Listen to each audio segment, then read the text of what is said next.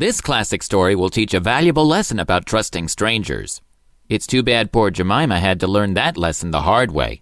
But we'll see what happens when we read The Tale of Jemima Puddle-Duck, written and illustrated by Beatrix Potter.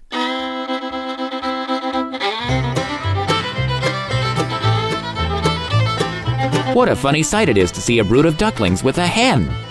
Listen to the story of Jemima Puddle-Duck, who was annoyed because the farmer's wife would not let her hatch her own eggs. Her sister-in-law, Mrs. Rebecca Puddle-Duck, was perfectly willing to leave the hatching to someone else. I have not the patience to sit on a nest for 28 days, and no more have you, Jemima. Why, you would let them go cold, you know you would. I wish to hatch my own eggs. I will hatch them all by myself, quacked Jemima Puddle-Duck. She tried to hide her eggs, but they were always found and carried off. Jemima Puddle-Duck became quite desperate. She determined to make a nest right away from the farm. She set off on a fine spring afternoon along the cart road that leads over the hill. She was wearing a shawl and a poke bonnet. When she reached the top of the hill, she saw a wood in the distance. She thought that it looked a safe, quiet spot.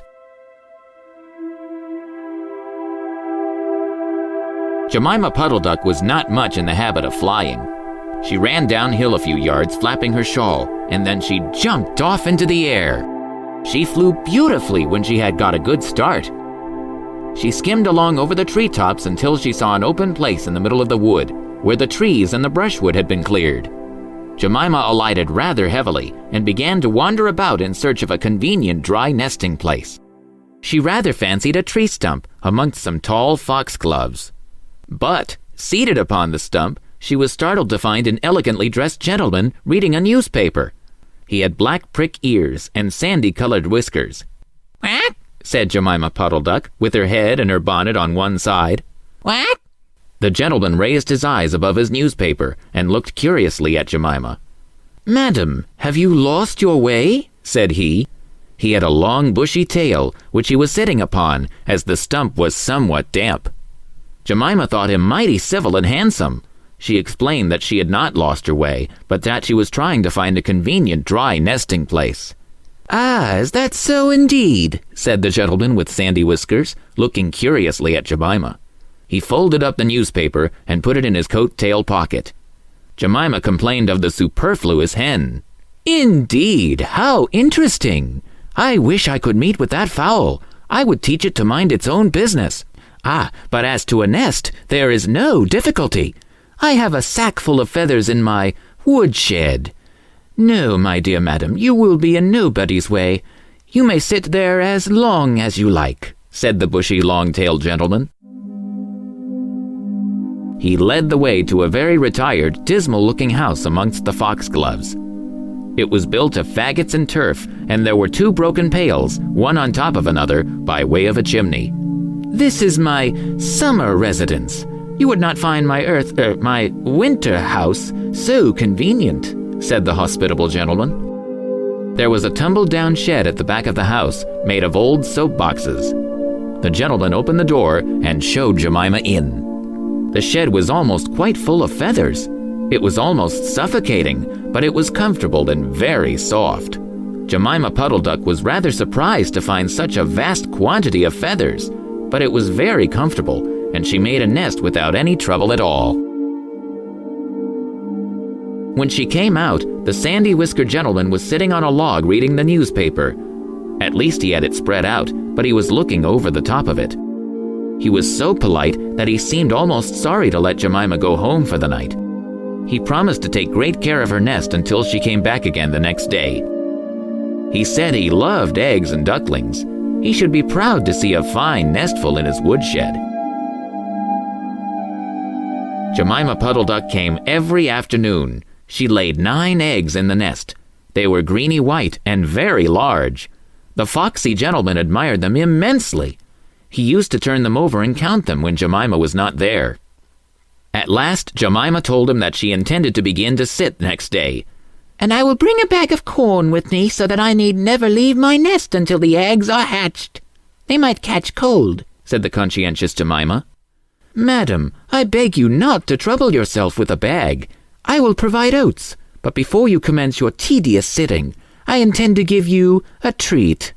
Let us have a dinner party, all to ourselves. May I ask you to bring up some herbs from the farm garden to make a savory omelet? Sage and thyme and mint and 2 onions and some parsley. I will provide lard for the stuff, lard for the omelet," said the hospitable gentleman with sandy whiskers. Jemima Puddle-Duck was a simpleton. Not even the mention of sage and onions made her suspicious. She went round the farm garden, nibbling off snippets of all the different sorts of herbs that are used for stuffing roast duck. And she waddled into the kitchen and got 2 onions out of a basket. The collie dog Kep met her coming out. "Woof, woof! What are you doing with those onions? Where do you go every afternoon by yourself, Jemima Puddle-Duck?" Jemima was rather in awe of the collie. She told him the whole story. The collie listened with his wise head on one side. He grinned when she described the polite gentleman with sandy whiskers. He asked several questions about the wood and about the exact position of the house and shed. Then he went out and trotted down the village. He went to look for 2 foxhound puppies who were out at walk with the butcher. Jemima Puddle-Duck went up the cart road for the last time on a sunny afternoon. She was rather burdened with bunches of herbs and 2 onions in a bag. She flew over the wood and alighted opposite the house of the bushy, long-tailed gentleman. He was sitting on a log. He sniffed the air and kept glancing uneasily round the wood. When Jemima alighted, he quite jumped. "Come into the house as soon as you've looked at your eggs. Give me the herbs for the omelet. Be sharp." He was rather abrupt. Jemima Puddle-Duck had never heard him speak like that.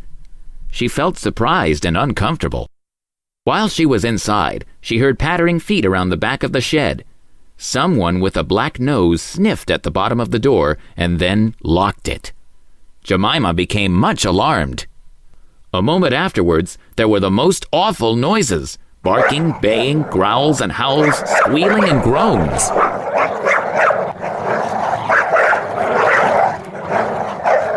And nothing more was ever seen of the foxy, whiskered gentleman.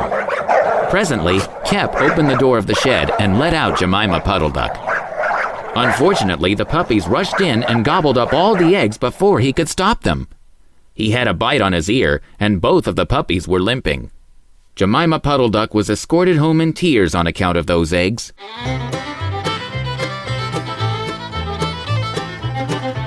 She laid some more in June, and she was permitted to keep them herself, but only 4 of them hatched. Jemima Puddle-Duck said that it was because of her nerves, but she had always been a bad sitter. Well, folks, I'm sure that you know the moral of this story by now. The moral is, do not trust strangers, because you never know what true colors the strangers may show, especially when they're bad.